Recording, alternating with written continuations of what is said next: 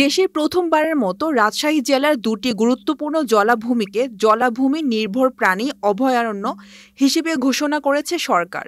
শাহজালাল ভূঁইয়া উজ্জ্বলের প্রতিবেদনে দেখুন বিস্তারিত। পরিবেশ, বন ও জলবায়ু পরিবর্তন মন্ত্রণালয়ের বন শাখা ২ থেকে জারি করা পৃথক দুটি প্রজ্ঞাপনের মাধ্যমে এই ঘোষণা দেওয়া হয়।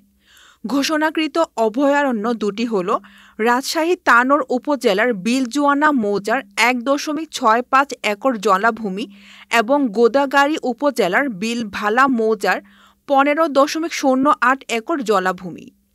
বিলজুয়ানা ও বিলভালা শীতকালে দেশি ও বিদেশি পাখির অন্যতম আশ্রয়স্থল।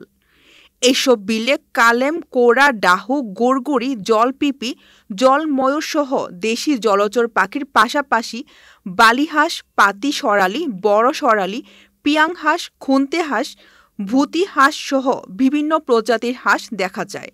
প্রায় শতাধিক পাখি ছাড়াও উভচর, সরীসৃপ ও স্তন্যপায়ী প্রাণীর বসবাস রয়েছে এইসব জলাভূমিতে। জনসংখ্যা বৃদ্ধি ও মানবসৃষ্ট চাপে এই জলাভূমির জীববৈচিত্র্য আজ হুমকির মুখে। অভয়ারণ্য ঘোষণার ফলে এখন থেকে এই এলাকাগুলোতে পাখি ও বন্যপ্রাণী নিরাপদ আবাস নিশ্চিত হবে। একই সঙ্গে শিক্ষার্থী, গবেষক ও প্রকৃতি প্রেমীদের জন্য এটি একটি গুরুত্বপূর্ণ জীববৈচিত্র্য শিক্ষাক্ষেত্রে পরিণত হবে। বন্যপ্রাণী সংরক্ষণ ও নিরাপত্তা আইন ২০১২ অনুযায়ী এই ঘোষণা কার্যকর হবে।